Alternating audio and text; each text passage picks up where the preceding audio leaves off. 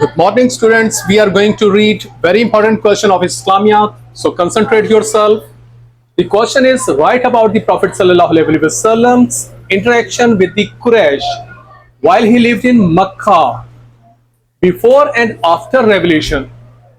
To get A grade in this question, we have to write down some very important things in the paper that are main events from the Meccan period of the Prophet ﷺ should be described in the form of the connected narrative.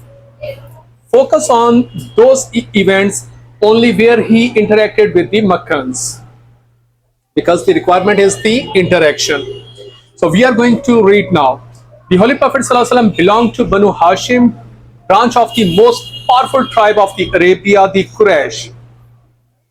This tribe enjoyed special immunity against raids on their trade caravans, which the other tribes did not. The Quran informs us about this. For the covenants of the security enjoyed by the Quraysh, these covenants covering journeys by winter to the south and summer to the north.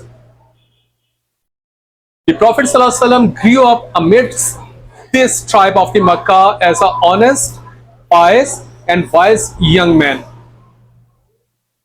He earned a strong repute and was given the titles of Al-Sadiq, the truthful, and Al-Amin, the honest, trustworthy. He remained aloof from idol worship, indecencies, malpractices, and had plagued the society of the Makkah. And this enhanced his prestige in the eyes of the Meccans. Many Qurayshite used to give their belongings to him without least degree of the distrust and doubt about his conduct. So we are now discussing his interaction with the Meccans.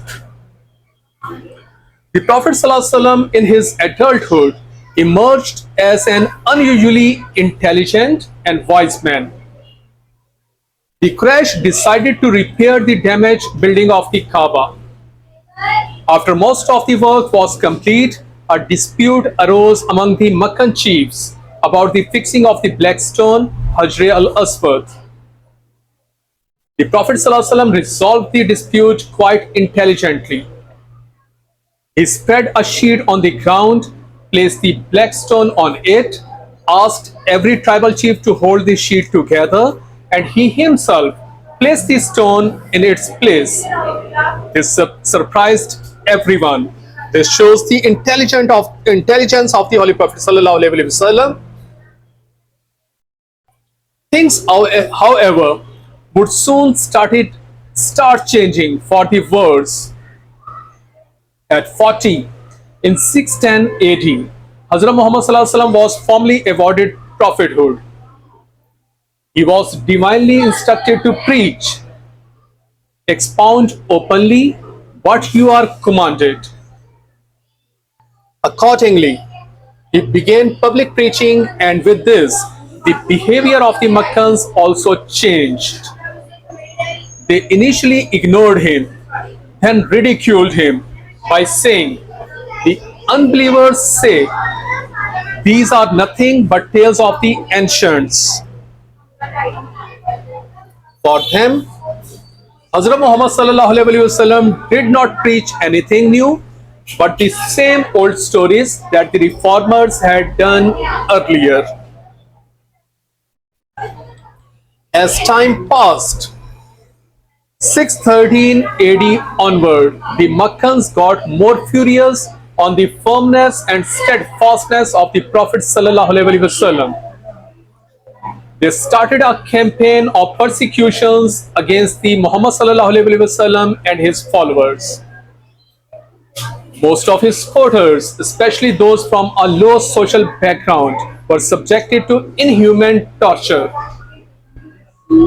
He had to allow some of his followers to migrate to Abyssinia in 615 AD because of these persecutions.